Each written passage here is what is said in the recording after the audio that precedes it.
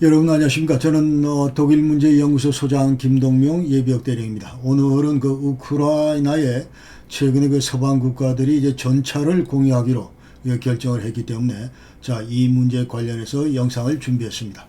과연 이제 어떤 배경에서 이 전차가 들어가게 되는지, 그리고 앞으로 이제 어느 정도 전차가, 그리고 이 전차가 이제 우크라이나 전쟁에서 과연 어떤 그 역할을 할 것인지, 이와 관련된 얘기들을 지금부터 풀어내겠습니다.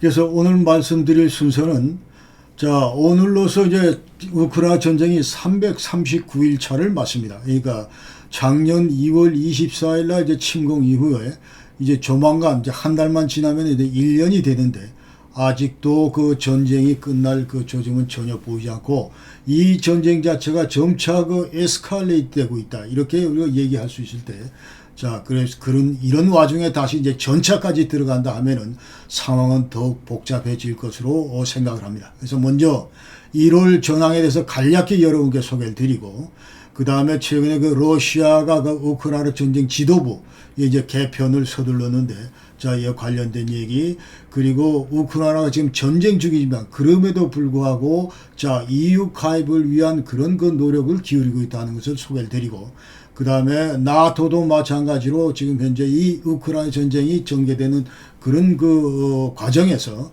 여러 가지 이제 관련된 조치들을 취하고 있어서 소개를 드리고, 그 다음에 국제사회가 최근 우크라이나 그 무기 지원 관련해서 이제 두 번의 큰 그 회합이 있었는데, 한 번은 그 스위스 다포스에서 있었던 세계경제 포럼이고, 또 다른 하나는 이제 지난번 1월 20일 날 그 독일 람슈타인 에어베이스에서 있었던, 그러니까 유크레인 디펜스 컨택 그룹 UDCG가 있었기 때문에 여기서 이제 어떤 내용들이 오가는지 이런 얘기를 간략히 소개 드린 다음에, 이제 드디어 이제 본격적으로 우크라이나의 그 전차 주는 문제를 다루도록 하겠습니다. 그래서 미국하고 독일이 이미 이제 결정을 내렸고, 지원 결정을 내렸고, 그럼 여태까지 왜 서둘러 이 주저해 왔던가, 이런 그 배경에 대해서 얘기를 하고, 그럼 또 어떤 팩터 때문에 이와 같은 결정에 도달했는가, 이런 얘기를 이제 여러분께 드리겠습니다. 그리고 이제 앞으로 우크라이나에 들어갈 그 전차가 이제 레오파드하고 미국의 에이브람스, 그다음 영국의 챌린저, 이런 것들이 이제 들어갈 텐데, 이 전차에 대한 이제 특성을 한번 비교해 보고, 그 다음에 이 레오파드2하고 우리의 그 K2 흑표 전차하고 지금 이제 성능을 약간 한번 살펴보겠습니다. 그리고 마지막으로 이제 전차가 우크라이나에 들어가면서, 이 우크라이나 전쟁이 어떤 식으로 이제 그 영향을 미치지, 우크라이나 전쟁에 어떤 영향을 미치지, 이 얘기를 제가 짚으면서 결론을 맺도록 하겠습니다.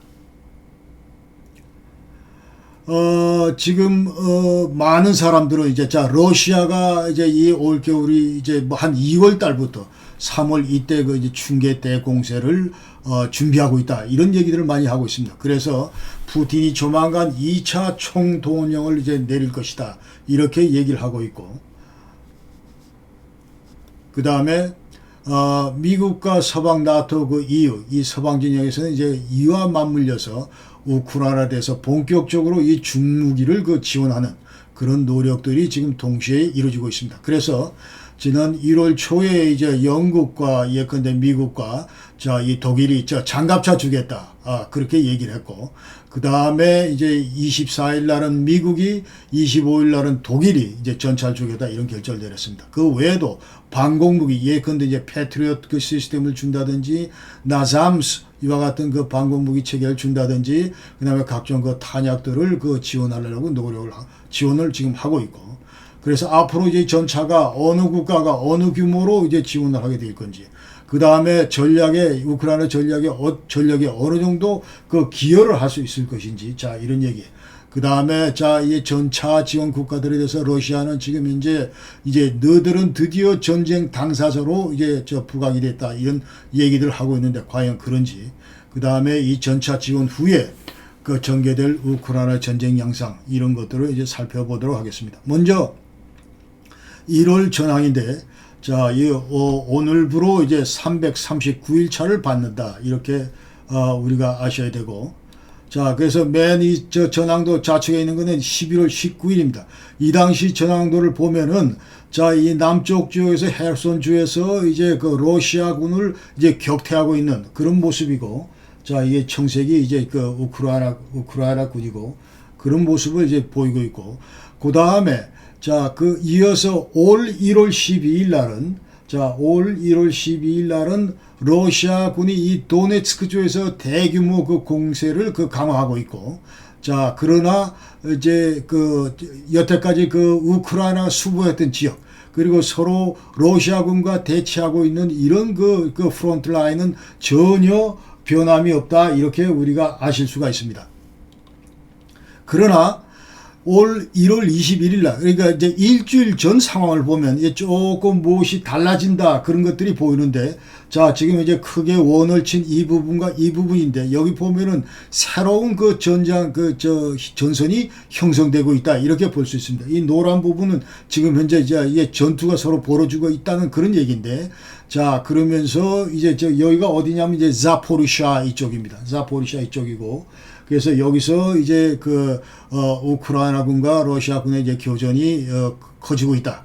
그러면서 이것이 이제 지난번 경사에서 얘기했던 어떤 이런 제3축선, 그러니까 여기에 지금 들어오는 것이 아닌가, 새로 시작되는 것이 아닌가, 이런 그 생각이 됩니다. 그래서 지금 현재 이쪽 밑에 부분, 청색 부분은, 밑에 청색 부분은 이제 이게 멜리토폴 쪽으로 향하는 거고, 이쪽은 이제 그 마리우폴 쪽으로 향하는 거다, 이렇게 우리가 볼 수 있고, 그래서 새롭게 우크라이나군이 이쪽 부분에서 지금 현재 계속 전선을 이제 새로 형성하고 있다, 이렇게 이제 우리가 예측을 할 수가 있습니다.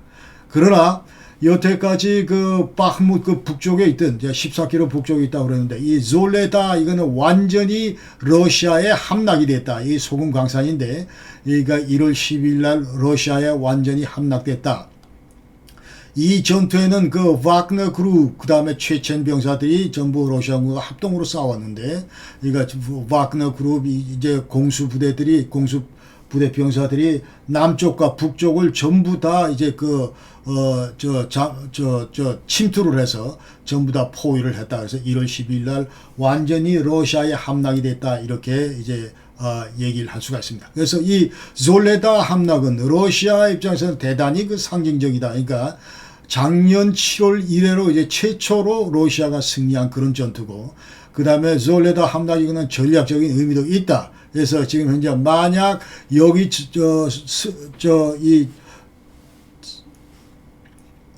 이번 전투 승리를 승리를 근데 이제 바흐무트로 계속 이것을 이제 확산을 시키고, 그러면서 이제 크라마토스크나 슬로반스크나 이제 만약 진격을 해서 이런 것들을 전부 이제 탈취할 경우, 이것은 이제 드디어 돈바스, 이제 도네츠크 주를 완전히 100% 장악하고, 그리고 돈바스를 완전히 함락하는 그런 것이 되겠다, 이제 그런 얘기입니다. 지금 바흐무트이 여기 있고, 그 위에 크라마토스크가 있고, 자, 슬로반스크인데, 요 일대를 이제 계속 러시아가 먹을 경우에 완전히 전체 돈바스를 장악한다, 이렇게 얘기할 수가 있습니다.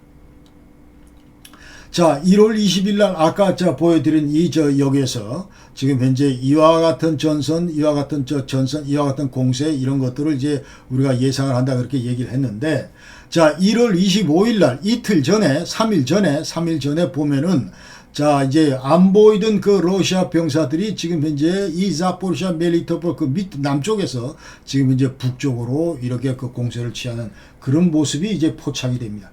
그러니까 지금 현재 동부전선에 있던 러시아 병력들을 일부를 이쪽으로 빼서 지금 현재 여기에서 멜리토폴 이 축선을 막기 위해서 러시아가 지금 노력하고 있다, 이렇게 우리가 예측을 할 수가 있습니다. 자, 그래서 앞으로 이쪽 아까 말씀드린 제3축선, 자, 이 일대, 큰 타원의 이 일대가 이제 앞으로 러시아와 우크라이나군의 이제 또 다른 격전지가 될 가능성이 높다, 이렇게 예상할 수가 있습니다. 그래서 바흐무트는 지금 5달째 계속 지금 프론트 라인은 그대로의 상태에서 지금 치열하게 공세가 이제 벌어지고 있고, 그 다음에 제3축선 아까 말씀드린 대로 새롭게 이제 전투가 개시될 그런 조짐이 보이고, 지금까지, 자, 어제까지 러시아군이 자, 11개월 동안 이제 12만 4,700명이 전사를 했고, 전차는 3,182대가 파괴됐다. 그리고 장갑차는 6,340대, 그 다음에 포병도 2,180, 그 다음에 다연장 로켓 450이 드론 1,941, 그리고 순항미사일 796이 전부 이제 손실을 입었다. 이렇게 얘기할 수 있습니다. 그래서 이 전차 관련해서는 자, 여러 가지 국제 이 안보 이 관련 단체에서 발표한 그 내용을 보면은 러시아 전차가 뭐 15,000대가 된다, 16,000대가 된다 이렇게 얘기를 하지만 그러나 사실은 이번 전쟁에 투입된 러시아 전차는 총 3,330대다. 근데 여기서 이제 3,182대가 전부 파괴됐기 때문에 그럼 나머지 한 10,000대는 어디 있냐 전부 다. 이거 전부 다 지금 현재 수리 들어갔든지 아니면은 뭐 전부 이 고철로 남아있든지 그런 상황이다 이런 얘기죠. 그러니까 지금 현재 지상에서 기어다닐 수 있는 전차는 극히 제한된다. 이렇게 이제 우리가 얘기할 수 있어요. 이 마당에 지금 서방 측에서는 이제 대규모 화력도 훨씬 세고 성능도 훨씬 좋은 이와 같은 예컨대 레오파드2나 아니면 챌린저나 아니면 에이브램스 이런 것들이 들어갈 경우에 러시아는 이제 그야말로 큰 난적을 이제 만났다. 이렇게 우리가 볼 수가 있는 겁니다.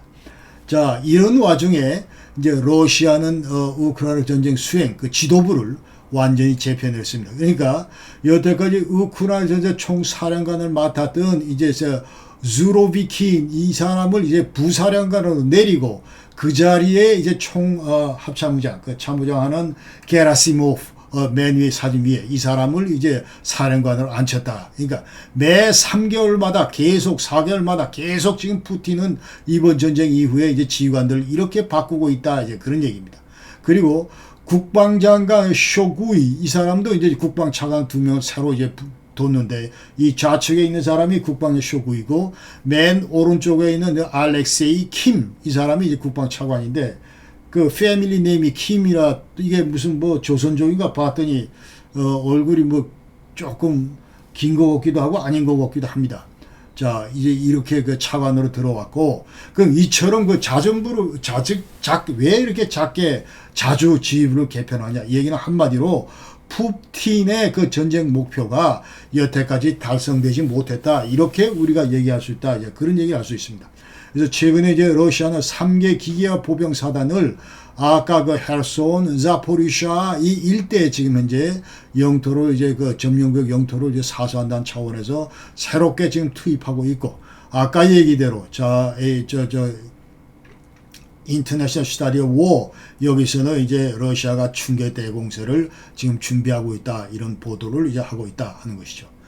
자, 이고르 기르킨이라는 사람이 있는데, 자, 이 사람은 뭐냐면, FSS니까 예전에 KGB 후신, 지금 현재 Federal Security Service, 이 전 간부인데, 이 사람이 이제 푸틴의 전쟁 수행을 비판했습니다. 그러니까, 지금 현재 지휘관을 자꾸 바꾸는데 이건 지휘관 책임이 아니다. 그러니까 러시아가 완전히 지금 전쟁 패배에 이렇게 몰려 있는데 이건 전적으로 푸틴 네가 잘못해서다 해서 푸틴 퇴진을 지금 요구를 했습니다. 자, 이 사람은 어떤 사람이냐 하면 자, 2014년도에 여러분 기억하실지 모르지만 그 당시에 이제 돈바스 지역에서 7월 17일 최초로 지금 현재 러시아 반군과 러시아로 지원되는 이제 러시아 친러 반군 세력과 우크라이나 정규군 간의 최초 교전이 있는 날인데 그날 공교롭게도 암스테르담을 출발한 민항기 그냥 말레이시아 국적기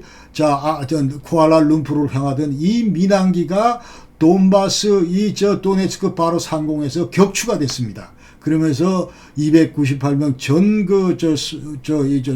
승객들이 다 전부 사망을 했는데, 자, 이거와 관련해서 그 당시 여태까지 이제 국제사회는 이카오나 이런 데서, 그 다음에 인권단체나 이런 데서 과연 어디에 누가 책임이 있는가, 누가 미사일로 쐈는가, 이거를 쭉 더듬어 보니까 이것이 바로 이제 도네츠크주, 그 당시 친러 반군, 그 당시에 수장을 지냈던 바로 이고르 기르킨이다 이 말이죠. 그러면서 이 사람이 격추 책임자다 이제 그렇게 된 겁니다. 그러면서 그 당시에 이제 그 BUK M1으로 전부 격추했다. 여태까지 이제 수사 그 결과가 그래서 이 사람을 이제 완전히 종신형으로 이제 국제사회는 지금 이제 벌을 내리고 지금 그 있는데 물론 뭐 계속 그 러시아에 주둔 이 머무르고 거주하고 있기 때문에 전혀 이 벌이 이게 지금 내리나 마나죠.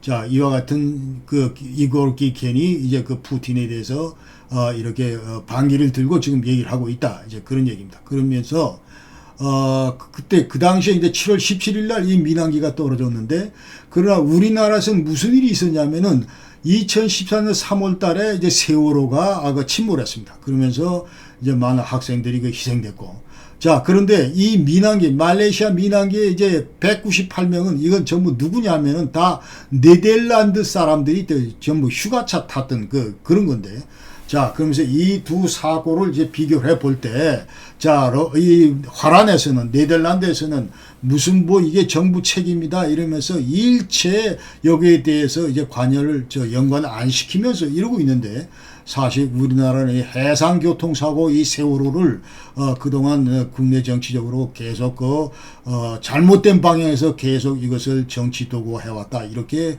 저는 생각을 합니다. 이건 어디까지나 해상사고고 그러나 그 당시에 그 지도부가 우리 정치 지도부가 무슨 뭐 걸맞는 그런 행동을 못한 건 못했다고는 얘기할 수 있지만 그러나 그래서 이 해상 사고가 정부가 부추겨서 이런 해상 사고가 난 것은 절대로 아니다.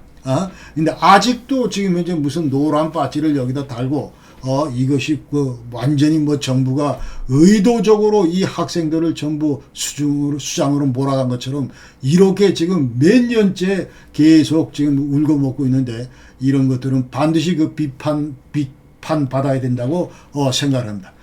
얘기가 조금 뭐 옆으로 샜는데, 자, 그 다음에, 우크라이나 지금 전쟁 수행 중에도, 우리가 앞으로 그 EU에 가입하기 위해서 여러 가지 지금 이제 과제를 안고 있는데, 자, 이런 것들을 해결하기 위해서 노력하고 있다. 이렇게 우리가 볼 수 있어요. 그러니까 EU 회원국이 되려면 여러 가지 이제 크라이테리아가 있는데, 자, 이 수준에 여기에 걸맞아야 이제 멤버가 된다. 그런 얘기죠. 자, 그 당시에 이제 지원서 냈을 때 이제 이런 것들을 전부 충족시켜야 다음 단계로 나갈 수 있다. 이제 그런 그 요구사항이 있기 때문에 여기에 걸맞게 지금 현재 유스티스 레폼에서 사법개혁을 지금 하고 있다. 첫 번째.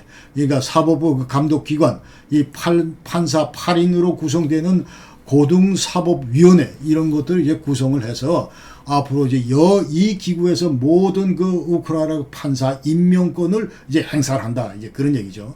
그러니까 이제 법치국가의 기반을 구축을 했다. 이런 평가를 지금 내리고 있고 또 EU에서 긍정적으로 평가를 하고 있고. 그다음 두 번째 그 개혁 조치가 바로 부정부패를 이제 척결하기 위해서 노력한다. 그러니까 부패 사범 109명을 여태까지 기소를 했고 또 여기에 대해서 이제 일부 판결도 전부 내렸고. 그래서 지금 현재 이 사람은 자, 이 야로슬랍 유르치신 자, 이 사람이 이제 국회의원이라는데 이 사람은 이제 뭐런 얘기를 하냐면 우리 우크라이나 지금 현재 두 개의 전쟁을 하고 있다. 하나는 지금 러시아와 이 지금 현재 이 군사적인 전쟁을 하고 있고 또 다른 하나는 이제 그 부정부패와 전쟁을 하고 있다. 이렇게 얘기를 합니다. 그래서 이제 이와 같이 착착 EU 가입을 위한 이런 프로세스를 지금 밟고 있다.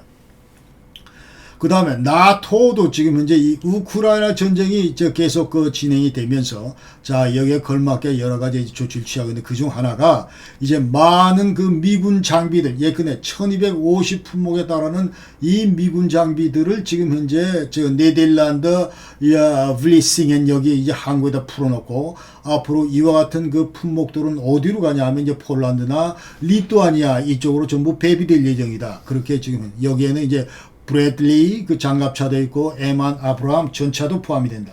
두 번째는 자 나토 에이왁스 정찰기 이것이 이제 독일의 가일렌키힌 이쪽에 원래 있어야 되는데 자, 이것이 이제 훨씬 그 동쪽으로 더 앞당겨 가지고 루마니아 오토페니로 전부 이전시킨다. 그러니까 이건 우크라이나 국경으로부터 약 200km 정도 이격이 되어 있는데 앞으로 이제 거의 가까운 거리에서 이제 지금 거리에서 우크라이나 전쟁 상황을 계속 정찰하겠다. 이제 그런 나토의 의중을 우리가 볼 수 있는 겁니다. 아까 잠깐 말씀드린 대로 이제 World Economic Forum 이것이 1월 16, 20일 날 이제 그 스위스 다포스에서 있었는데, 자, 이 다포스는 이제 완전히 동계 뭡니까 이 스포츠로 유명한 그런 도시입니다. 눈이 많고, 자, 여기에서 이제 우리 윤석열 대통령께서도 여기 이제 이번 회의에 참석을 하셨다. 자, 여기서는 이제 무슨 얘기가 오갔냐 하면은,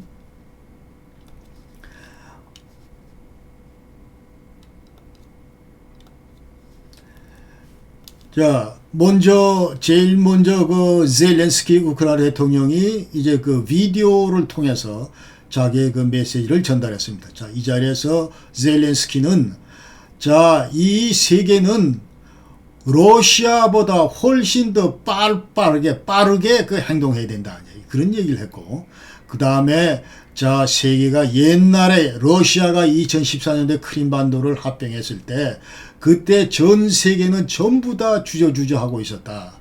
그 얘기를 했고, 그러면서 우리는 절대로 다시 똑같은 그런 주저하면서 계속 몽기작거리는 제대로 된 조치를 취하지 않는 그런 행동을 해서는 안 될 것이다. 그런 얘기를 했습니다. 그 다음에 이 두 번째는, 자, wenn jemand sagt, ich werde Panzer geben, wenn jemand anderes auch Panzer gibt. 이 얘기는 무슨 얘기냐면, 야, 다른 나라가 그 나라한테 전차를 줄 때 그때 가서야 우리가 전차가 준다. 뭐 있다고 얘기를 하는데 이게 지금 말이 안 된다. 그 얘기입니다. 그러니까 이거는 완전히 그야말로 독일 정부를 상대로 해서 너희들이 그냥 우리한테 주면 되는데 괜히 이걸 물기시 작전을 써가면서 자, 미국이 줘야 우리도 준다. 이런 식으로 계속 그 처신하는 독일 그 숄츠 정부를 완전히 전 세계 정상들이 앞에 앉아 있는 이 자리에서 정식으로 이제 비판을 하는, 간접적으로 이렇게 이제 비판을 했다. 그런 얘기고, 그 다음에 이 젤렌스키 말은, 자, 푸틴은 우리 모두의 그 공동의 적이기 때문에 앞으로 우리는 저 단결해서 자, 이 푸틴을 물리치고 이번 전쟁을 끝내야 된다. 이 얘기를 이제 했습니다. 자, 그 외에도 이 우크라이나 쿨레바 외교장관, 그 다음에 레스니코프 국방장관, 이 두 분은 무슨 얘기를 했냐면, 자, 우리는 가란티어는, 자, 보장합니다. 여러분 앞에서. 뭘 보장합니까? Das wird diese Waffen verantwortungsvoll und ausschließlich für die Verteidigung der territorialen und für die Teil der Ukraine. 그래서 우리 우크라이나 그 영토, 그 아주 온전한 그 영토, 이거를 방어하기 위해서 이 장비를 쓸 것이다. 이제 그 얘기를 했습니다. 그러니까 그 얘기는 전차 주는 것에 대해서 전혀 걱정하지 말아라. 우리 이 전차는 우리 영토 보존을 위해서 쓰는 것이지. 자, 이걸 들고 뭐 이 나라 저 나라 막 침공하고 이런 데는 절대 안 쓰니까 우리가 100% 이거를 지금 현재 여러분 앞에서 자, 개런티 하겠다. 이렇게 지금 현재 얘기를 하고 있습니다. 자, 이어서 UDCG, Ukraine Defense Contact Group. 자, 이것이 그러니까 2022년 4월 26일 그 람슈타인 에베이스에서 최초로 했었는데 이 회합이, 그 다음에 그 당시 미국의 그 오스틴 국방장관 주도로 자, 이 회합이 매월 열리고 있는데, 자, 1월 20일 날 요번에도 그 람슈타인에서 있었다. 그러니까 54개국의 이제 각국 그 국방 관련자들이 전부 모였고, 자, 이 자리에서는 앞으로 우크라이나 국방력, 이거를 중장기적인 시각에서 어떻게 우리가 끌 건지, 도울 건지, 자, 이런 것들을 이제 미국이 전부 오케스트레이팅 하면서, 자, 이 회의를 전부 진행시킨다. 그런 얘기죠. 여태까지 4월 26일 이래로 매월 이렇게 모였는데, 자, 이번이 이제 8차다. 그러면서 한 번은, 자, 이 전부 실제에서 모이고, 또 다른 이제 그 다음 달, 겨울제로 이 비디오 컨퍼런스로 열린다. 자, 이 자리에서 오스틴 국방장관은 무슨 얘기를 하냐면은, 자, Das ukrainische Volk sieht uns zu. Die Kreml sieht uns zu. und die Geschichte sieht uns zu. 자, 이렇게 얘기를 했습니다. 그러니까 우크라이나 국민들이 지금 현재 람슈타인의 우리들을 전부 지켜보고 있고, 또 저쪽 크렘린 푸틴도 우리를 바라보고 있고, 그 다음에 저 세계가, 이 역사가 지금 우리를 지켜보고 있다, 이 얘기를 하면서 무슨 얘기를 하냐면, 자, 지금 현재 러시아 군대가 재정립을 지금 하고 있기 때문에, 재편성을 하고 있기 때문에, 자, 우리가 지금 현재 절대로 꾸물거려서는 안 된다. 그러면서 러시아가 충계 공세를 취하기 전에 바로 이 서방 세계들은 우크라이나를 이제 무장시킬 필요가 있다. 이 얘기를 지금 오스틴 국방장관이 했습니다. 자, 이 자리에서는 우크라이나에서 100% 우리가 앞으로 전적으로 지금 현재 지원을 한다. 이 얘기를 했고, 그 다음에 그 중점 분야는 에어 디펜스, 방공무기 외에 러시아가 뭐 시도 때도 없이 민간 시설, 그 다음에 인프라 시설 이런 데를 지금 무차별 포격을 감행하고 있기 때문에, 자, 이것을 위해서는 이제 에어 디펜스 방공 시스템이 이제 강화 필요하다. 이렇게 지금 UDCG에서 이제 전부 생각을 하고 있고, 그 다음에 아모, 자, 이 장갑 분야, 장갑차나 이 전차 이쪽 분야 지원하는 문제가 이제 주요 테마였다. 그러나 이 자리에서는 미국과 독일이 전차 지원 관련해서는 일체 언급을 안 했다. 그러나 나중에 우리가 아는 얘기지만 1월 20일 날 이 회합이 열렸는데 1월 17일 날 전화로 이미 숄츠 독일 수상과 바이든 미 대통령 간에는 이제 암묵적인 그런 합의를 전부 있었다. 이런 걸 우리가 이제 아셔야 됩니다. 자, 여기서 지금 현재 그럼 각 나라별로 우리가 어떻게 우크라이나를 도울까, 이 구체적인 청사진들이 전부 제기가 됐는데, 먼저 누가 뭐라고 해도 미국이다. 미국이 지금 현재 2개 여단 그 우크라이나 무장을 시키기 위한 그런 장비들을 전부 지급한다. 이렇게 이제 전부 공식 그 얘기를 했고, 그러니까 총 25억 불에 달하는 그런 이제 그 선물 세트를 이제 준비를 했고, 여기는 나잠스, 방공무기, 어벤져 이런 것들 주기로 했고, 그 다음에 브래들리 그 장갑차, 그 다음에 스트라이커 장갑차 이런 거, 그 다음에 MRAP 세 가지고 이제 지뢰방어 수송 뭐 이런 차량들, 그 다음에 그 다음에 험비 산악 차죠. 그 다음에 포병 탄약 30만 발. 그러니까 이건 지금 현재 이스라엘에 지금 저장이 되어 있는데 이거를 이제 땡겨서 쓰는 겁니다. 자, 그래서 이 73년부터 이스라엘에 이제 배비되어 있던 이 그 탄약 30만 발을 급하게 지금 우크라이나 돌리고, 앞으로 미국은 이제 이스라엘 이 창고에다 채워주기로 이렇게 전부 합의가 됐고, 그 다음에 정밀유기, 정밀 유도무기 이런 것들을 전부 지원한다. 그 에이테킴스 이거는 지원하지 않는다.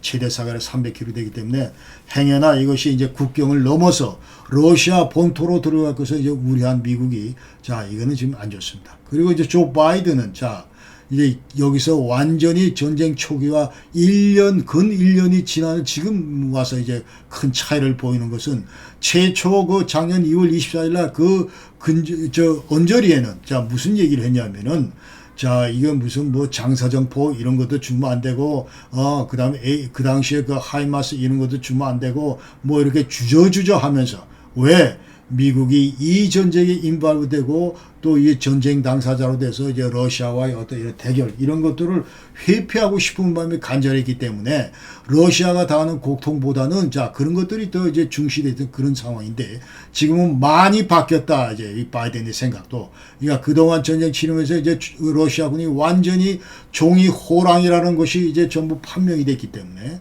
자, 이거 보면서 대충 이 정도 그 지원하고 해도 별 지장이 없겠다. 큰 틀에서. 자, 이렇게 전부 판단하는 겁니다. 그래서 무슨 얘기를 하냐면, 자, 크림반도. 이것은 러시아가 불법적으로 점령을 했기 때문에 우크라이나가 이 크림반도를 점령하는 거, 이거 말이 된다. 이렇게 타란을 지지를 했다. 이제 그 정도까지 이제, 바이든의 그 생각이 많이 앞서 나갔다. 지금 현재 진전되어 오고 있다. 이렇게 얘기할 수가 있습니다. 그 다음에 두 번째 독일과 화란도 계속 이제 패트리어트 이 시스템을 주고, 그 다음에 마더 슈츠 판처 이것 장갑차, 전차할 수 전쟁할 수 있는 경전차 이거를 주기로 했고, 그 외에도 이제 프랑스도 장갑차, 영국 이거는 전차하고 미사일, 그 다음에 스웨덴, 덴마크, 핀란드 여기는 이제 곡사포, 그 다음에 이 장갑차 이런 것들 전부 준다. 그 다음에 이 발틱 3국도 물론 규모는 좀 작지만 나름대로 이제 155mm 곡사포, 탄약, 그 다음에 헬리콥터 이런 것들도 준다. 그리고 그 외에도 이제 폴란드하고 카나다도 이제 전차하고 그다음 대공무기 뭐 이런 걸 주겠다. 이렇게 전부 이제 UDCG에서 전부 우리가 줄 수 있는 것들을 전부 이제 발표를 하고 이런 것들을 이제 취합해 볼 때 이런 결론에 이제 도달했다 이 말이죠. 그러니까 이와 같은 이제 장비나 이 무기들이 앞으로 우크라이나로 들어간다. 자, 이와 같은 그 서방 진영의 노력에 대해서 이제 러시아의 그 페스코프 그 크렘린 그 대변인은 무슨 얘기를 하냐면, 자, 이와 같은 무기 지원 이거는 대단히 위험하다. 글로벌 차원에서도 위험하고 또 유럽 순수 안보 차원에서 볼 때 대단히 위험하고 바람직하지 않다. 이런 얘기를 하고, 그 다음에 너희들이 무기를 지원한다고 하는 의미는, 자, 이 무기로 우리의 영토를 침공하고 우리의 영토를 때린다. 이렇기 때문에 대단히 이것이 이제 위험한 그런 그 행동이다. 이렇게 얘기를 합니다. 여기서 우리 러시아 영토를 때린다 이런 얘기는 지금 이제 이 페스코프가 하는 러시아 영토는 이거는 옛날 원래 그 국경 밖에 러시아 본토를 얘기하는 것이 아니고 지금 이제 우크라이나 전쟁 이후에 러시아가 탈취한 이 4개의 점령 지역을 의미합니다. 그러면서 본인이 직접 러시아 본토 공격이라고 하는 거는 맨 위에 루안스크, 그 다음에 도네츠크나 그 다음에 자포리시아나 그 사선으로 건 이 지역을 의미한다. 그렇게 얘기를 하면서 앞으로 이 일대 이제 탱크를 밀고 들어갈 텐데, 전차를 밀고 들어갈 텐데, 자, 이것은 우리 영토, 우리 러시아 본토에 대한 공격이다. 이런 식으로 그 이제 전부 러시아는 해석을 한다 이 말이죠. 그러니까 최초의 스페셜 오퍼레이션이다 하면서 자, 이것이 민족 간의 어떤 특수작전이다. 절대로 전쟁이 아니다. 이렇게 얘기를 했는데 이제 작년 9월 30일부로 이 4개 점령구역이 전부 다 러시아 이제 영토로 전부 다 편입이 됐기 때문에 지금부터 스토리가 완전히 바뀌어서 이 스페셜 오퍼레이션이 지금부터는 이제 완전히 국토, 우리 영토를 지키기 위한 방어작전이다. 이제 이렇게 전쟁이다. 이제 우리 영토를 침범하는 적에 대해서 우리가 방어작전을 수행한다. 이렇게 지금 러시아는 생각을 한다니까 앞으로 이 우크라이나 전쟁이 전차가 들어옴으로 해서 얼마만큼 이제 에스컬레이트 될 거냐 이런 것들을 우리가 지금 미리부터 알 수가 있는 거다. 이 말이죠. 자, 지금부터 이제 전차 지원 결정 관련해서 여러 가지 그 백그라운드에서 말씀을 드리겠습니다. 자, 우선 이 두 분, 자, 1월 24일 날 미국, 자, 우리 준다. 30대에서 50대 M1 에브람스 준다. 이 얘기를 했고, 그 다음에 그 다음날 독일도 우리도 준다. 14대 레오파드 레오파드 2 A6 준다. 그러면서 그 전차만 줄 게 아니라 우리는 또 우방국들이 지금 많은 나라들이 우리 그 레오파드 2 전차를 가지고 있는데 옛날에 우리가 아주 싼 값에 팔기도 했고 그래서 가지고 있는데 이 전차를 만약 우크라이나 줄게요. 그런 나라들이. 그러나 반드시 사전에 우리 독일의 어떤 이런 바파 그러니까 분데스am Wirtschaft und Ausfuhr 컨트롤러 해서 자 현재 수출 승인입니다. 이 승인을 반드시 받아야 되는데 아스포케니미궁 이걸 받아야 되는데 이런 것도 이제 긍정적으로 전부 다 오케이를 하겠다 이 얘기를 한 겁니다. 자 우리가 한편으로 직접 주고 그 다음에 다른 나라들이 우리 옛날에 레오파드 주려고 할 때 줘라. 쉽게 이제 그냥 승낙을 하겠다. 이런 조치를 이제 앞으로 독일이 하겠다는 거예요. 그러니까 이제 각 나라별로 갖고 있던 레오파드 막 이제 우크라이나로 막 들어갈 수 있는 그런 발판이 걸림돌이 완전히 제거됐다. 이제 이렇게 우리가 얘기할 수 있는 겁니다. 그러면서 1월 17일 아까 말씀드린 두 분이 이제 통화를 했는데 이것이 완전히 결정적인 전기다. 그러면서 그때 얘기는 뭐냐면 자, 미국이 먼저 에이브람스 주고 이어서 독일이 레오파드 준다. 이런 것들이 이제 두 분 간에 합의가 됐다는 것이죠. 그러면서 1월 19일 날, 자, 일주일 전에, 독일은 이제 국방장관이 바뀌었어요. 그러니까 여성 람프레시트에서 지금,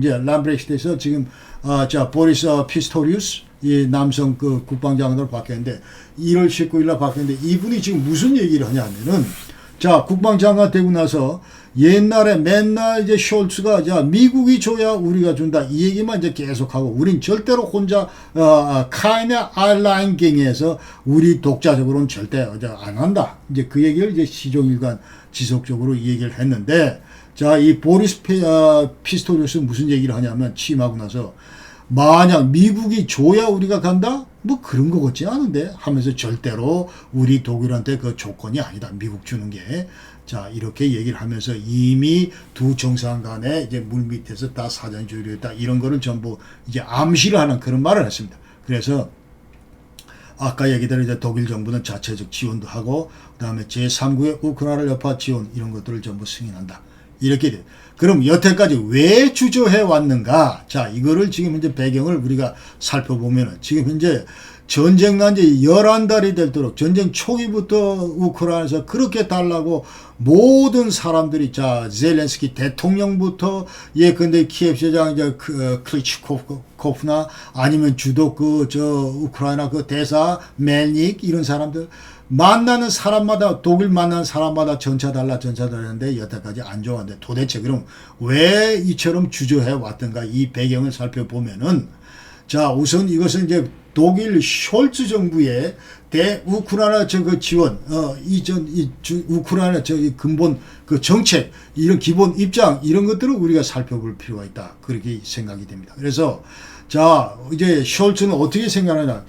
푸틴의 우크라이나 친구는 100% 이건 불법이다 잘못됐다 이거 인정하고 그러나 그런 의미에서 우크라이나 대해서는 이제 재정적으로 그 다음에 인도적인 그런 적극 지원 이거는 서슴지 않는다 이렇게 얘기를 하고 그러나 발발 초기에는 이제 군사적인 측면에서 예컨대 우리가 자 이 우크라이나 군사 살상 무기를 예컨대 지원했을 경우에 이거는 대단히 주저했다. 왜냐하면 역사적으로 이제 과거에 그 히틀러 그 만행 그런 것도 있고 그래서 독일 같은 경우는 수출 통제법에서 분쟁 지역에는 절대로 그 공격형 무기나 이런 거를 수출하지 않는다. 그런 규정이 엑스포트 컨트롤 그런 그 규정 법이 있습니다. 그래서 이런 것들을 이제 폭넓게 적용하다 보면은 분쟁 지역인 우크라이나의 공격형 무기 지원 이거는 자제를 하자. 이런 그 스탠스를 계속 취해왔다.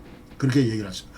그러나 이제 전쟁이 계속 전부 진전이 되면서 보니까 자 이제 보니까 이게 지금 현재 러시아의 만행이 너무 눈앞에 드러나고 많은 민간인이 뻥뻥 나가 떨어지고 자 이런 걸 보면서 이건 아닌 것 같다 하면서 이제 서서히 비살상 무기에서 이제 살상 무기로 돌기 시작합니다. 그러면서 판처파우스 대전차 무기나 이런 것도 주고 그 다음에 이 대공 이 게파트 해가지고 이런 대공 무기 대공 전차 이런 것도 주고 그 외에도 여러 가지 이제 이 MLRS나 방사포, 다연장 로켓 이런 것도 주고 판처 하우비츠 2000 해서 자주포 우리 K9 같은 자주포도 주고 패트리어트도 주고 쉐천 판처 장갑차까지 준 이 정도로 계속 발전을 해왔다. 그러면서 이제 완전히 지금부터는 이후 판처 슈튼 판처마다 주기로 결정한 그 다음부터는 레오파드는 언제 들어가냐 이거는 어디까지나 시간상의 문제였다 이제 그렇게 우리가 알 수가 있습니다. 그래서 이제 드디어 이제 전차도 준다 이제 그런 거죠. 그러니까 원칙적으로 이 전차 주는 문제도 카이네 알라인갱에서 우리 혼자는 절대 안 한다. 이제 물귀신 작전을 쓴다는 거죠. 이게 네거티브하게 얘기하면. 그러니까 먼저 아브람스가 가면 우리 레오파드도 간다. 그러니까 미국과 나토와 함께 가자. 그러면서 우리 앞에 괜히 섰다가 러시아 이제 완전히 타켓이 되는 거. 이런 것들은 이제 좀 많이 어려웠다. 이제 숄츠가. 그렇게 우리가 얘기했습니다. 그러면서 이 숄츠 말은 자, 이제 미국을 어떻게 설득했냐 하면은 설득보다도 하여튼 미국에 대해서 계속 주장하는 거는 우리 나토가 분열이 되면 안 된다. 그래서 우리가 혼자 앞에 나가서 이렇게 설치는 것보다 우리가 집단 행동을 할 때 푸틴은 꼼짝 못할 것이다. 이 얘기를 계속 이제 바이든한테 한 거예요. 그러니까 이것이 이제 먹힌 거다 그런 얘기죠. 그러니까 근본적으로 이런 측면에서 볼 때 이제 숄츠 정부는 러시아에 대해서 대단한 그 두려움을 가지고 있다. 지금 현 정부뿐만 아니고 특히 그 SPD 연정 이것은 뭐 역사적으로 볼 때 계속 그 러시아하고 아주 친한 그런 그 성향을 보이는 그런 그 정당인데 SPD가 3인당이 자 그와 같은 그 큰 그 맥락도 우리가 무시 못하지만은 그러나 근본적으로 저 독일 정부는 항상 그 러시아나 구소련에 대해서 항상 그 두려움이 있었다. keine Konfrontation mit Russland. 러시아하고는 어떤 이런 갈등 이런 것들도 근본적으로 취하지 않겠다 하는 것이 독일 정부의 기본 입장이었다. 그리고 이번 전쟁을 가만히 보니까 자 러시아는 핵보유국이고 그 다음에 군사적으로 이것이 절대로 어느 한쪽이 승리할 수 없는 그런 전쟁 성격이다. 뭐 이런 것도 얘기를 하고 그 당시 최초부터 이제 국내 여론이 독일 국내 여론이 절대로 자 이것이 우리가 이거 하면 안 된다. 이제 그런 얘기를 계속 지금 해온 겁니다. 그러니까 전차 지원 이거는 반대하는 것이 맞다 하는 것이 이제 그 여태까지의 그 정서였다. 이제 그런 얘기입니다. 그래서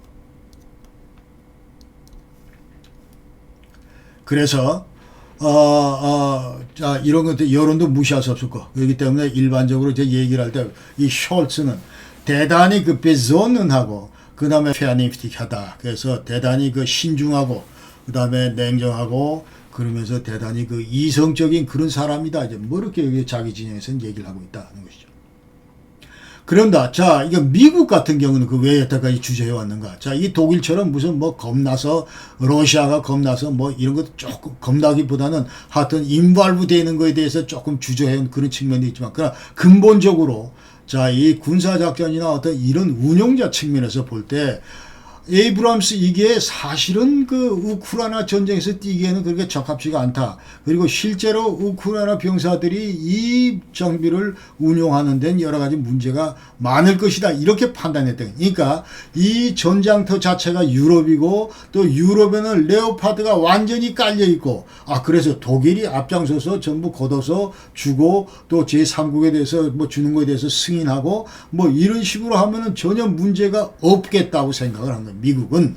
그러나 그러면서 자 우리 장비는 조금 어렵다 그러면서 sehr kompliziertes Rüstungsgut 해가지고 대단히 복잡한 그 무기 체계다. 자 그러면서 왜냐하면 첫 번째 다른 것들은 전부 그 디젤 엔진인데 이거는 우리 건 가스 터빈이다. 그러니까 예컨대 무슨 그 안에 자 이 항공유를 태우면서 거기서 계속 이제 그 가스가 고온의 가스가 나면 그게 터빈을 돌려가지고 이제 이 구른을 가동시킨다 이 말이죠. 그러니까 이런 것들이 이제 가스 터빈이기 때문에 연료 소모도 많고 그러면서 이 우크라이나에서 이제 이 공급 뭐 이런 것들 좀 어려운 불편을 겪을 것이다. 그 다음에 여기 들어가는 전부 항공유다. 그래서 이거 완전히 기름 잡아먹는 하마다 이렇게 지금 얘기를 하고 있고 그 다음에 만약 전차 사단이 계속 굴러갈 경우에 하루에 필요한 그 연료 소모량이 무려 20만 리터에 해당한다. 이렇게 얘기를 합니다. 그리고 이 에이브람 전차 그 수리 유지 정비 이 보수하는 비용도 대단히 높고 그 다음에 정비가 대단히 복잡하고 또 이 교육받는데도 시간도 많이 걸리고 뭐 이렇기 때문에 레오파드 주는 것이 낫겠다 이런 생각을 이제 미국은 했다는 것이죠. 그러나 그렇게 이제 우리가 얘기할 수 있습니다.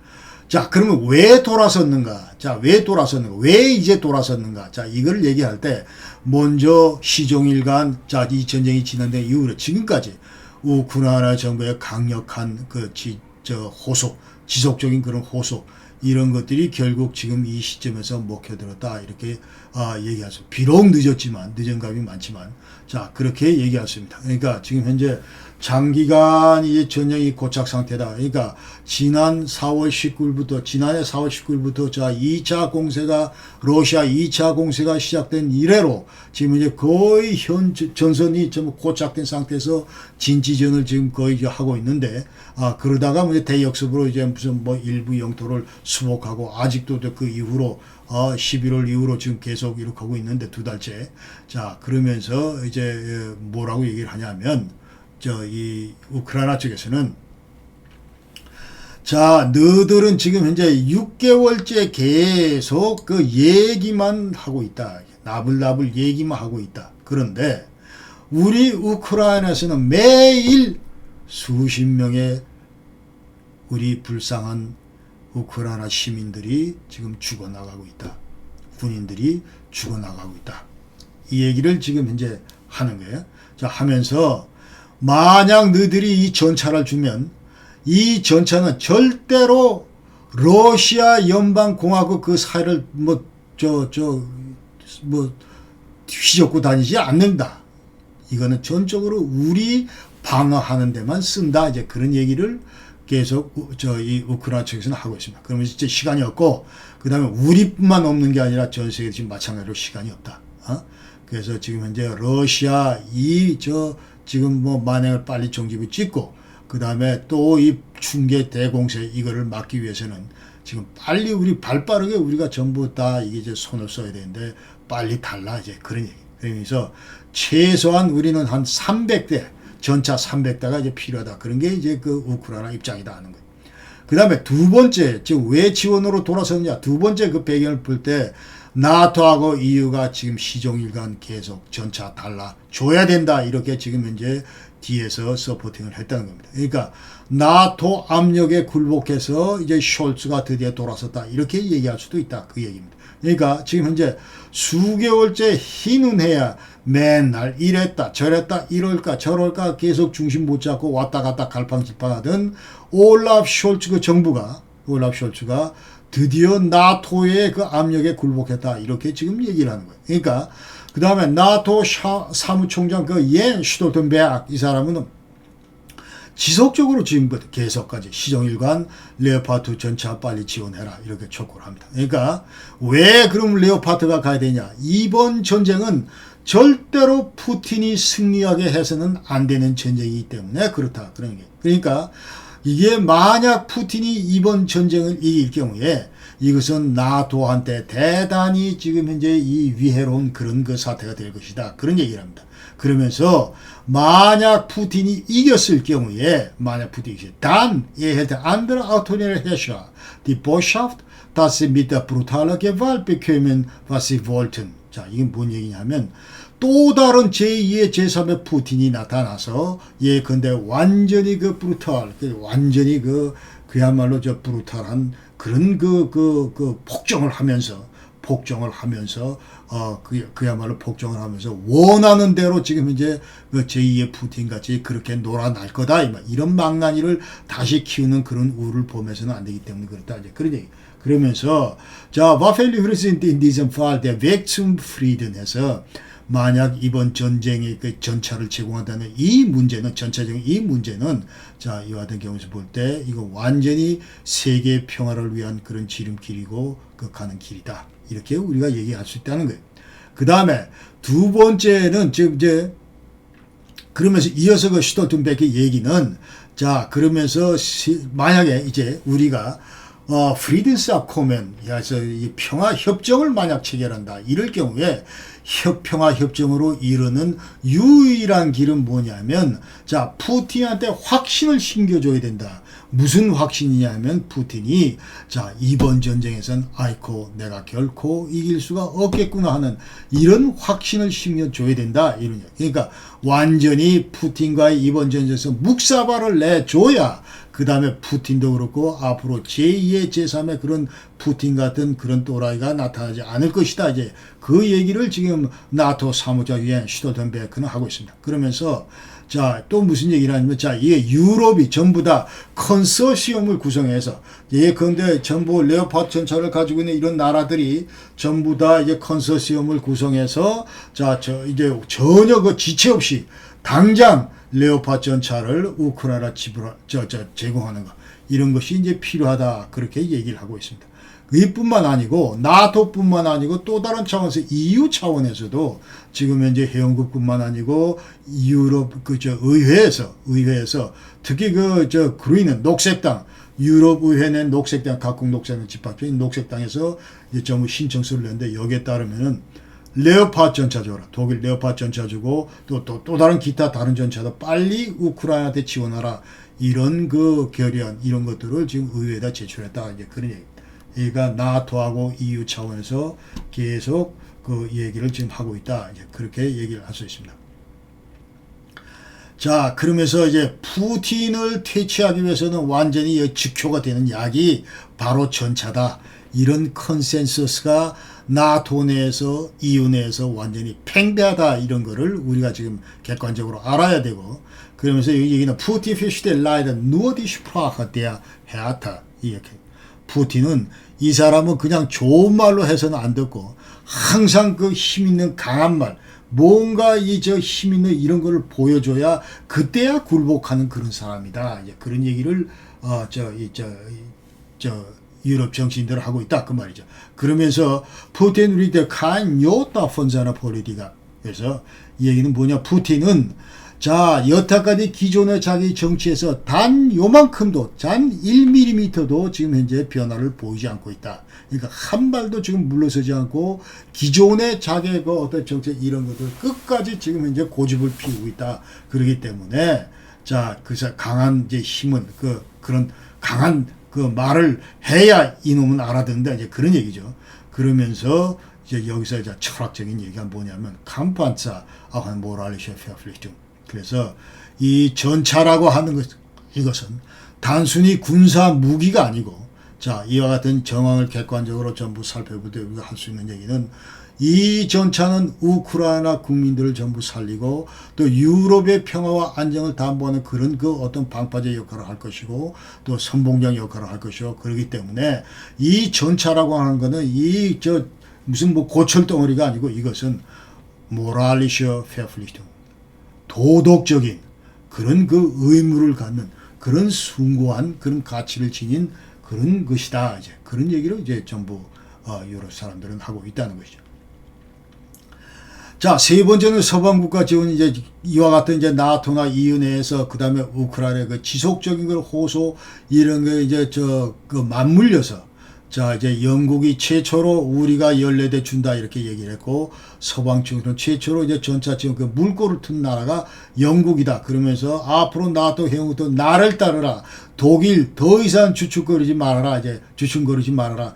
이런 시그널을 줬고, 자, 이어서 이제 폴란드도 우리도 준다. 이러면서 14대 가는데, 자, 이건 뭐 독일 원칙 제대로 하면은 자, 승인이 떨어지지만 독일 정부의 승인을 필요로 하지만 바파의 승인을 필요로 하지만, 그러나 급할 경우는 자, 이거는 부차적인 문제고, 지금 우크라이나가 당장 죽어가고 있고, 그 다음에 올 초에 반드시 지금 현재 러시아가 이제 대공세를 취하는 이 마당에 무슨 그런 행정 절차만 기다리냐?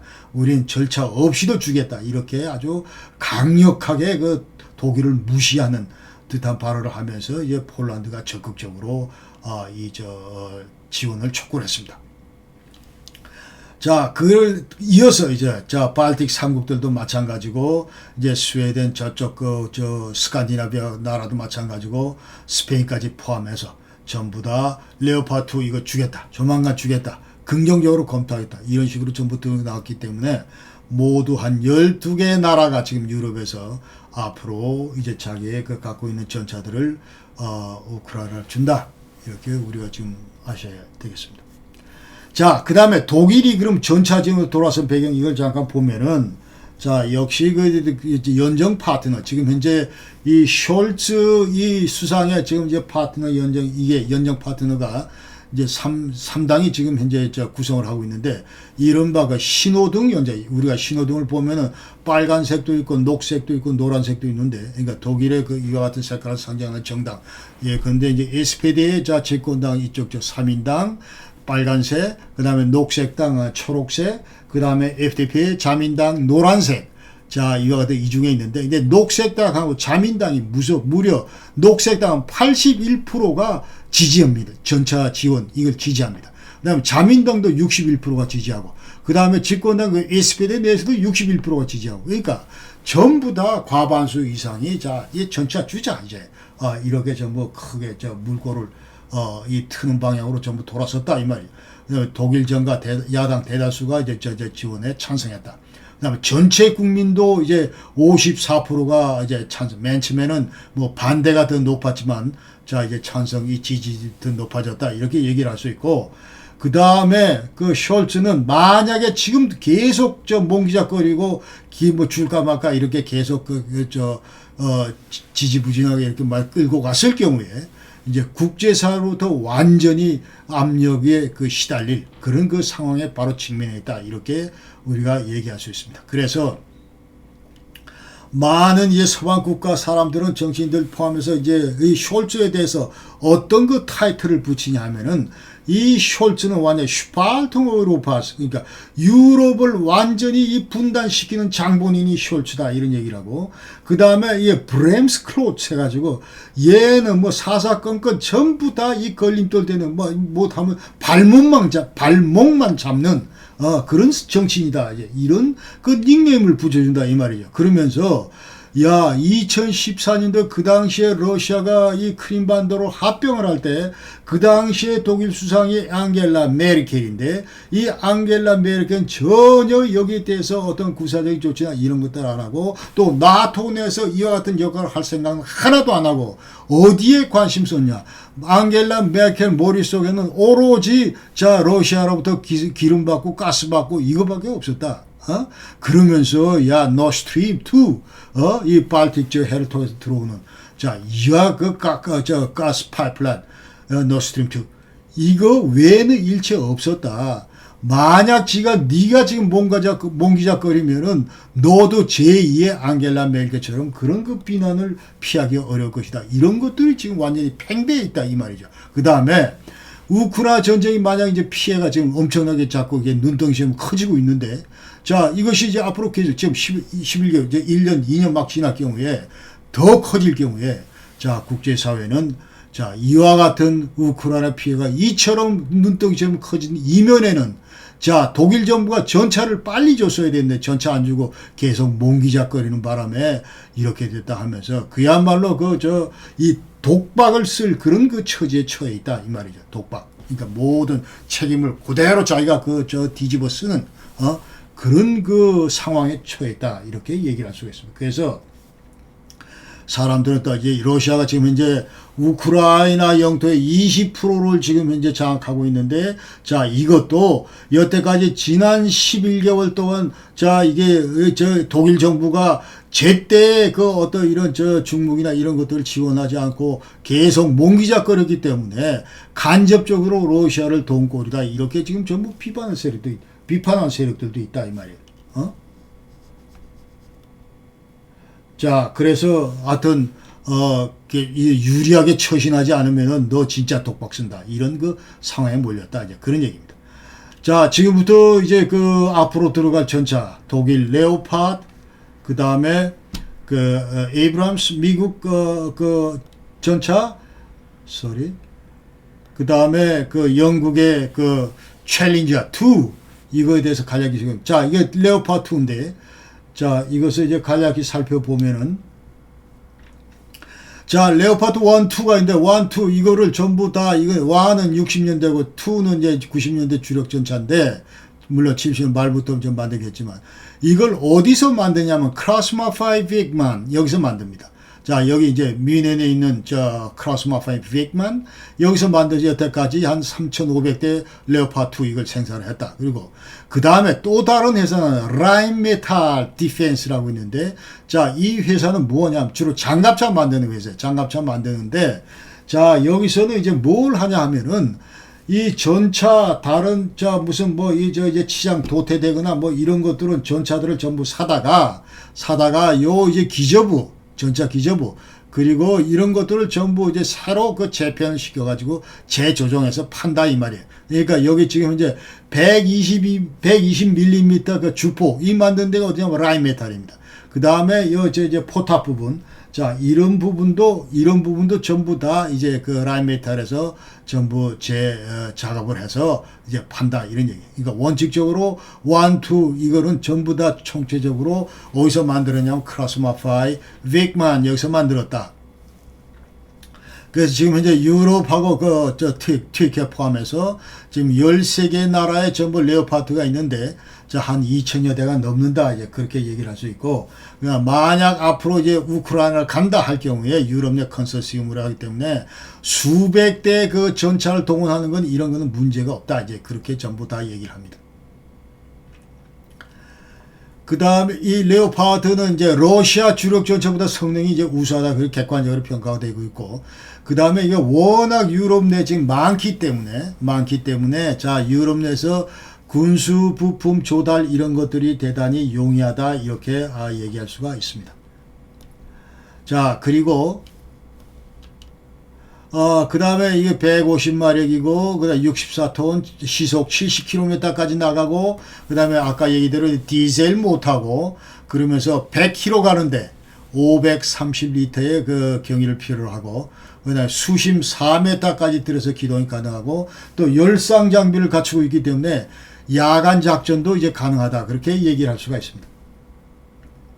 그리고 120mm의 그 주포를 달고 있고, 또 사거리가 한 5km 정도 나가기 때문에 이 5km 정도에서 전부 그 이제 저 사격도 가능하고, 그러면서 지금 이제 연방군은 2025년까지 약 레오파드 A7V 이거 완전 최신형 전탄인데 이거를 이제 320대를 구매하는 것이 이제 목표다.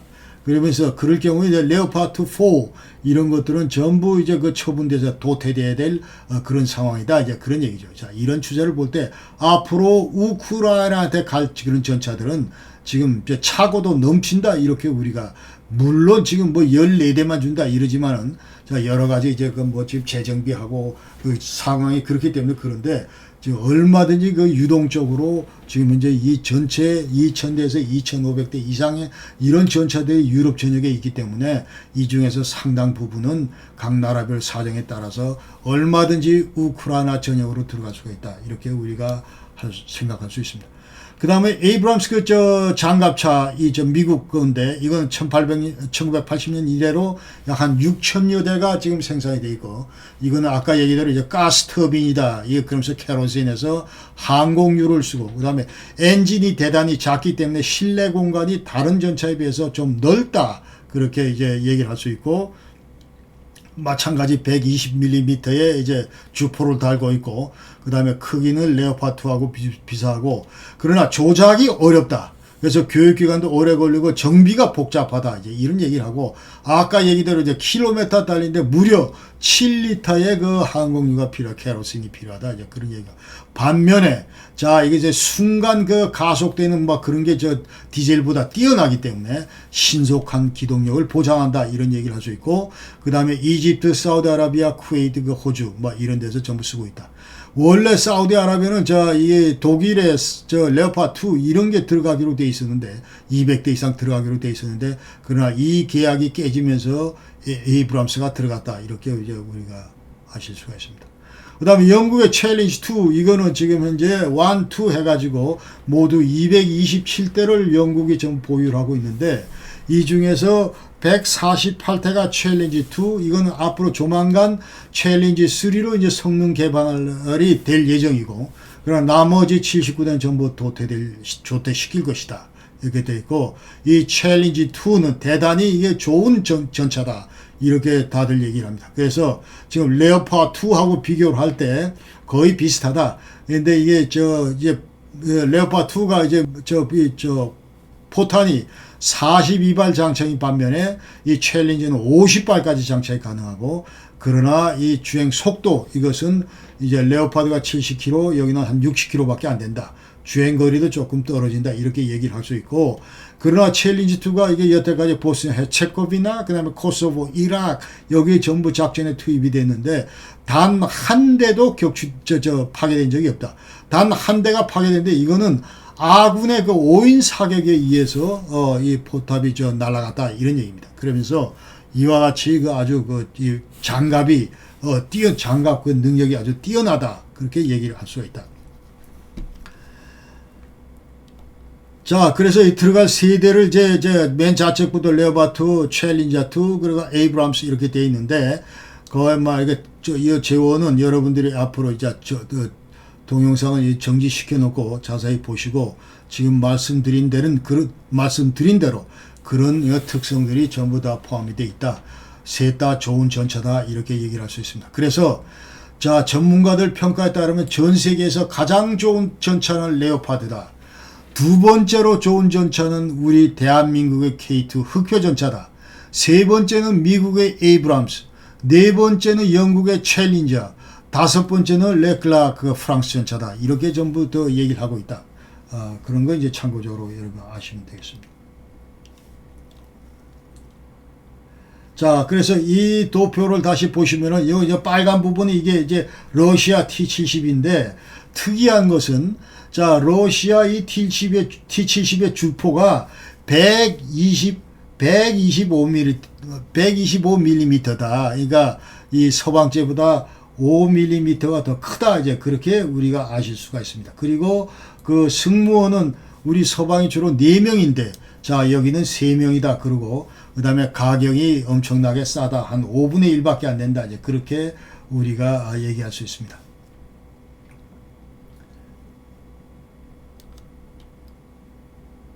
자, 그래서 앞으로 이제 레오파드, 유럽 각국 내 그 레오파드 보이실 때 이걸 잠깐 보면은, 이제 어떤 나라에서 몇 대 정도가 앞으로 우크라이나로 들어갈 수 있을지.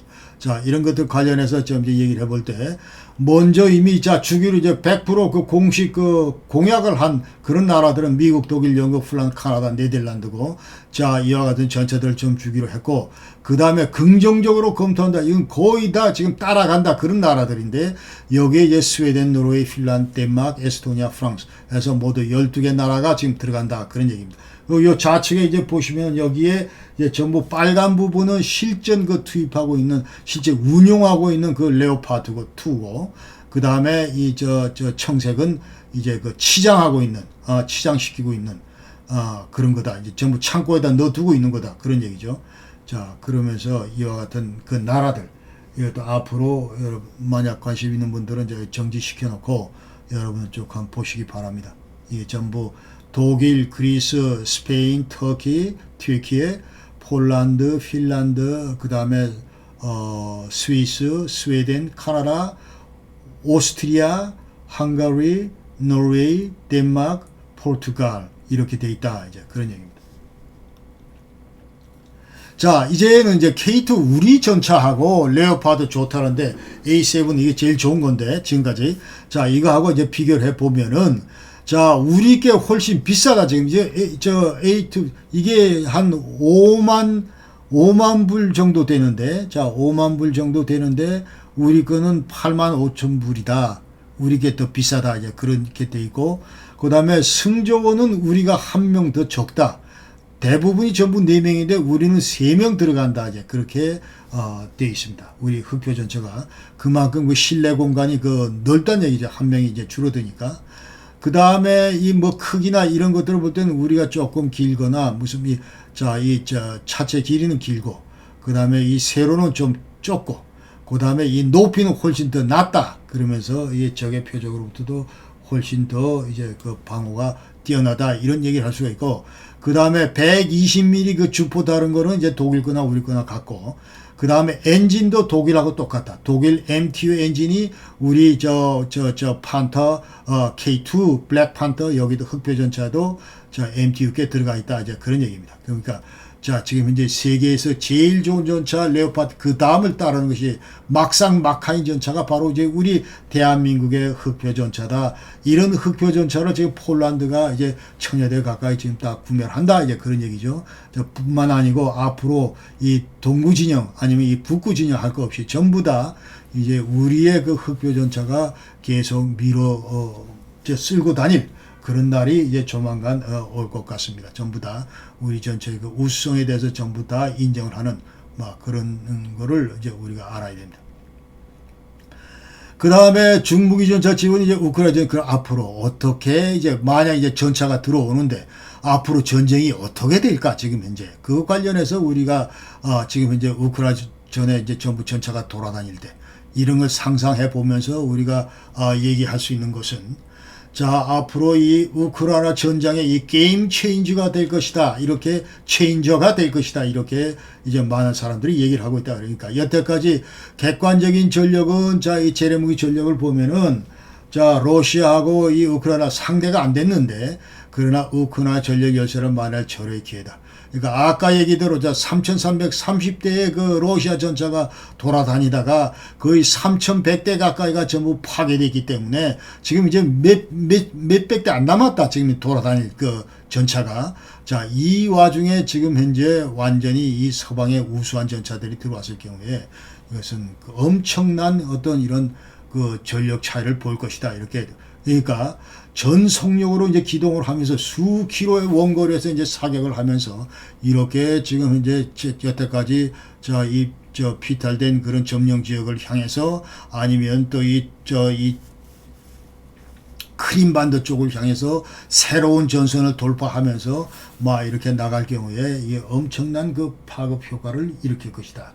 그러면서 실제 회복의 선봉장 역할을 할 것이다. 그런 얘기죠.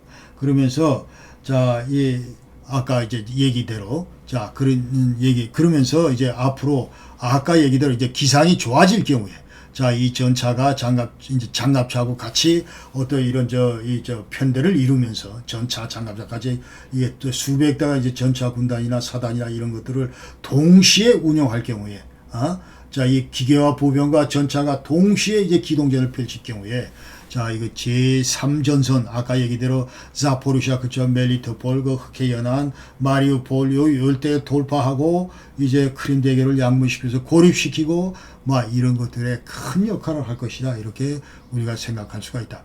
그 다음에 두 번째는 그러나 두 번째는, 자, 수백 대가 지금 현재 이 말발굽 형태의 이쪽을 돌아다니면서 계속 그 실지를 회복을 하고 다닌다. 그런 현상이 벌어진다. 앞으로 수개월 내에. 그럴 경우에 그럼 러시아는 여기에 대해서 어떻게 생각하냐 이 말이죠. 이런 것도 우리가 한번 살펴볼 필요가 있다. 그러니까 만약 이럴 경우 이제 완전히 이것은 결정적으로 푸틴한테 이제 데미지를 주는 거다. 이런 얘기죠. 그러니까 푸틴의 국내 정치적인 위치, 입지 이런 것들은 허물어질 수밖에 없다. 지금 1년이 넘도록 지금 그렇게 추로를 쏟아내면서 지금 현재 전쟁을 하고 있는데 지금 이제 와서 뭐냐 지금 이제 굴러다닐 전차는 하나도 없고 저쪽은 또 완전히 서방 진영이 일심 단결해서 전부 다 수백 대 전차를 풀어놓고 자 이럴 경우에 이 푸틴이 지금 입을 정치적 데미지 이건 엄청나다 이 말이죠. 그러면 푸틴이 뭘 하겠냐 이 말이죠. 그러니까 여태까지 푸틴은 자 이것은 내가 지금 현재 20년째 2000년도부터 지금 대통령 하면서 23년째 지금 하고 있는데 물론 뭐 4년 도중에 그 총리도 했고 그렇지만은 자 하고 있는데 자나깨나 푸틴 머릿속에 풀어야 될 국정 과제 넘버1은 뭐냐면 어떻게 하면은 우리 레짐 그 스타빌리티 이거 완전히 안정화를 취할 거냐. 이게 완전히 우선순위 1이다. 이게. 그러니까 국제적으로 우리 러시아 위상이 손상이 된다 아니면 경제가 악화된다 이런 건 전혀 개의치가 않고 내 이 푸틴 그 레짐이 스테이블하게 계속 남아있는 것이 제일 중요하다. 그런데 전차가 와서 저쪽에서 휘젓고 다니면서 여태까지 그나마 뺏었던 거 다 털리고 지금 현재 이러면은 이게 어떻게 되냐. 그럼 푸틴은 무슨 생각을 하겠냐 이 말이죠. 그러면서 옛날에 2014년 이후에 그렇게 인기가 좋았는데 어떻게 하겠냐 이 말이죠. 그래서 우리가 이 관련해서 끄잡아낼 수 있는 얘기는 이번 전쟁은 이번 전차로 인해서 에스컬레이션 더 될 수밖에 없다. 이렇게 정말 우리가 얘기할 수 있다는 거죠. 그러니까 자 9월 달에 우크라이나가 대역습을 하면서 그러면서 자 북쪽에는 이제 8,000평방킬로미터 남쪽에는 4,500평방킬로미터 이제 영토를 수복을 했고 자 그러면서 지금 이제 포른 것도 이렇게 북쪽에 동쪽에 이렇게 남쪽에 이렇게 있는데 아까 여러분 지도에서 보신 바와 같이 이렇게 있는데 여기에 사뭇 이제 계속 그 손상을 입은 그 푸틴은 거기에 대한 답은 뭐였습니까? 그러니까 9월 30일 날 당장 4개 그 점령구역을 이제 주민투표를 합시고 전부 하면서 이제 러시아 영토화 시켰습니다. 그러면서 그 다음 단계는 뭐였냐면, 자, 이제 가리지 말고 때려라 해가지고, 자, 민간 시설, 인프라 시설 계속 지금 현재 지금까지 밤낮으로 때리고 있다 이 말이죠. 자, 이와 같이 전쟁이 차원이 달라졌다 이 말이지 지금 현재. 자, 이게 대역습에서 이제 영토를 회복하고 좋았는데, 그러나 전쟁 양상을 이렇게 보니까, 전쟁 양상만 이렇게 보면은 완전히 에스컬레이트 돼 있다, 이렇게 우리가 지금 눈앞에 그런 게 보인다 이 말이죠.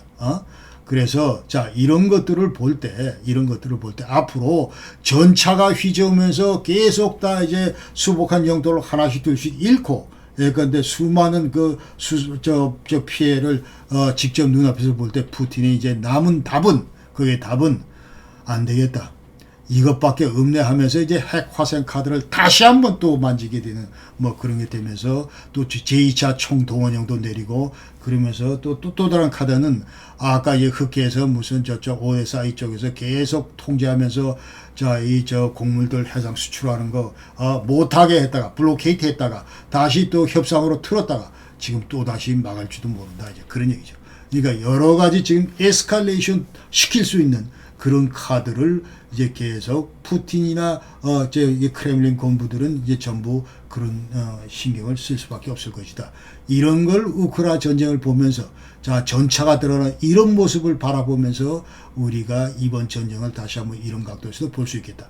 그다음에 세 번째 그 각도는, 현대전에서 여전히 기갑전 전차 이건 중요하다, 이런 것들이 지금 현재 완전히 이번 우크라이나 전쟁에서 이제 판명이 됐다, 이렇게 얘기할 수가 있겠다, 그런 얘기. 그러니까 지난 1차 대전, 2차 대전 지나면서 이제 전차 효용성이 점점 준다, 그러면서 자, 앞으로 무슨 뭐 2차 대전 끝난 다음에는 앞으로 장차전 핵전쟁이 될 거다, 뭐 이러면서, 그 다음에 동서냉전 당시에는 엄청나게 많은 전차가 생산돼서 서로 동서간에 대체하고 있었지만은, 그러나 동서냉전 종식 이후에는 전차 이거 필요 없다 해가지고, 전차 대국인 독일조차도 전부 다 그 당시 동서냉전에 7,000대 전차를 보유하고 있던 독일이 지금 현재는 바로 직전까지 226대밖에, 나머지 전부 다 버리고 선물 주고 뭐 팔고 다 도태시키고 지금 226대, 그 다음에 뭐 일부 치장하고 있고, 아까 얘기대로.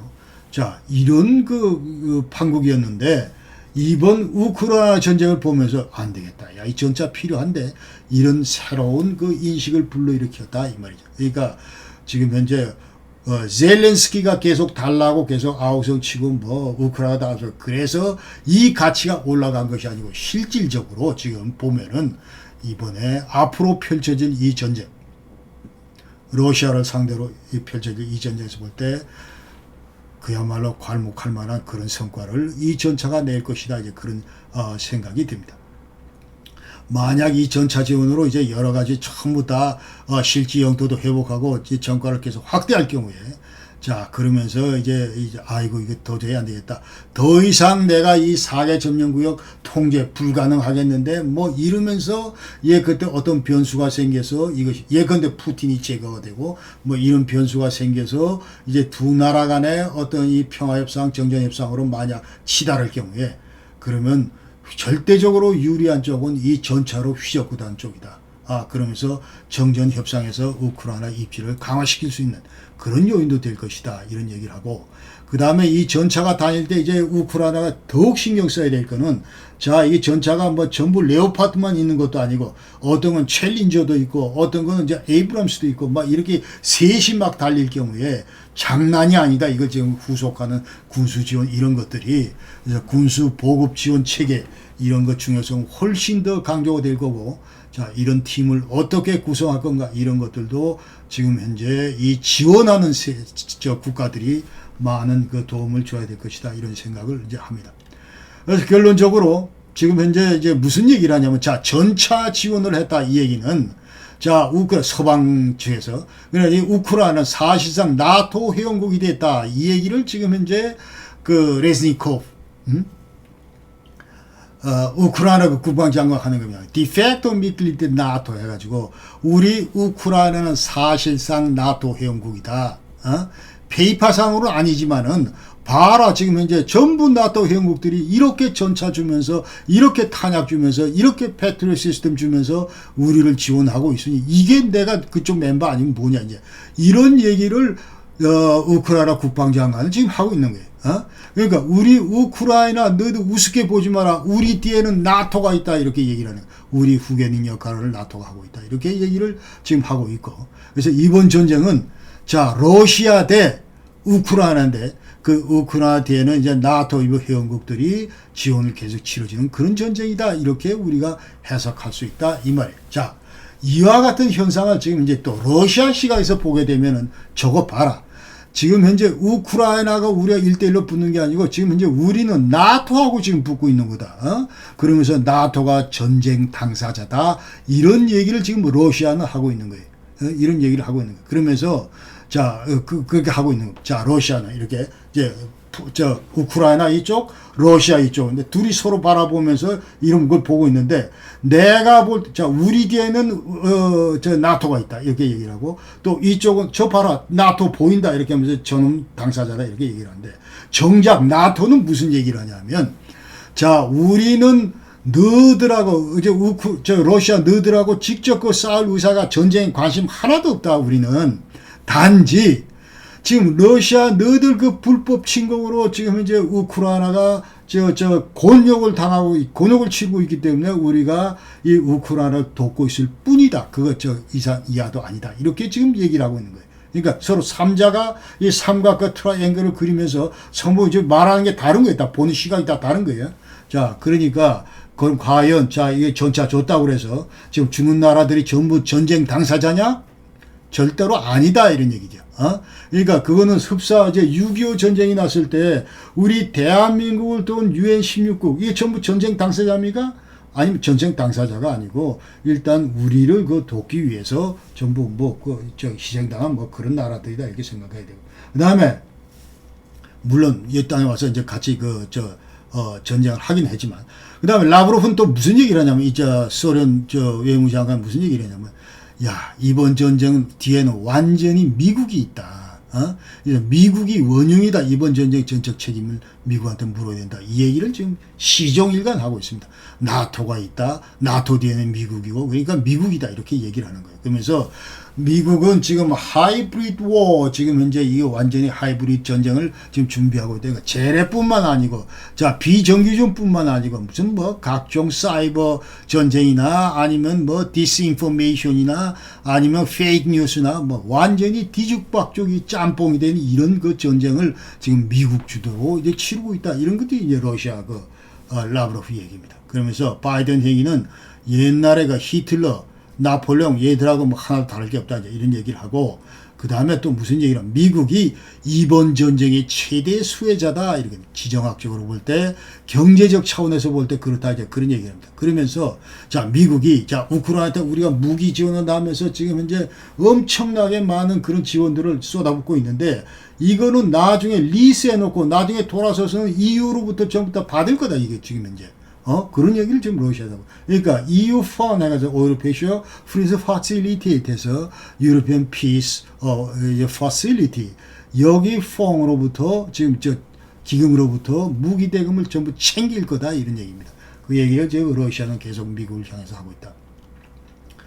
그 다음에 전차 지원하는 유로피언 코알리션 형태로 이루어질 거다. 이제 아까 말씀드린 대로, 12개 나라가 전부 이제 그런 형태로 전부 할 거고, 이럴 경우에 어떤 특정 국가가 전쟁 당사가 된다든지, 아니면 러시아의 공격 대상이다, 너들 이런 것들로부터 충분히 피해 나갈 수 있는 그런 방법이다, 이제 그런 얘기고.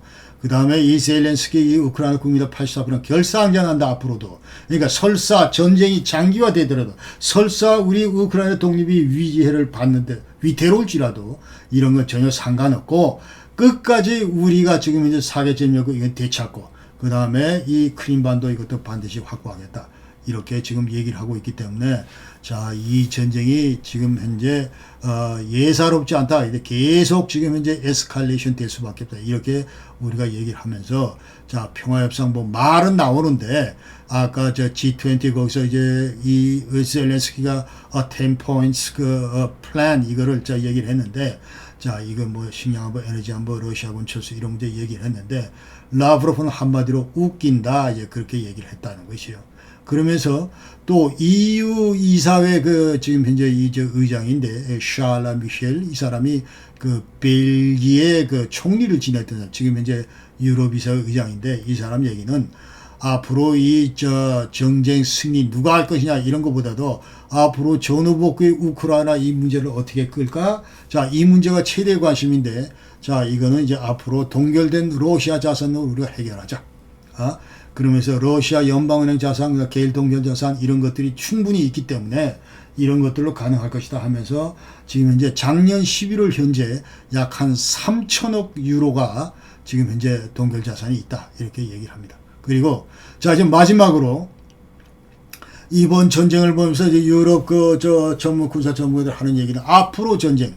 자, 아까 얘기대로 전차도 이제 앞으로 여전히 중요하다 그런 얘기를 하면서 자, 이제 전부 다 이 퓨전되는 그런 양상을 보일 것이다 하면서 자, 전차가 기어가고 이 전차 위에다가 이제 무슨 뭐 방공무기 게파드 이런 것도 뭐 기능할 수 있는 것도 달고 예컨대 그러면서 이제 드론도 띄울 수 있는 뭐 그런 것도 달고 그 다음에 AI 장치 뭐 이런 것도 달아서 예컨대 이런 걸 완전히 한 세트로 해서 자, 가면서 완전히 그야말로 머리 좋은 전차가 돼서 요번엔 누구를 때리지 누구를 살상하지 뭐 이런 것들을 정말 실시간에 다 이런 것들이 이루어질 수 있는 그런 각광받을 무기체계 이런 것들이 앞으로 이제 현대전에서는 더 나타날 것이다 이런 얘기를 유럽의 군사 전문가들은 하고 있다 이 말씀을 드리면서 오늘 영상은 이것으로 전부 마치겠습니다. 그리고 여러분 항상 건강하시고 빨리 이 전쟁이 끝나서 지금 고통에 신음하고 있는 우리 우크라이나 병사들,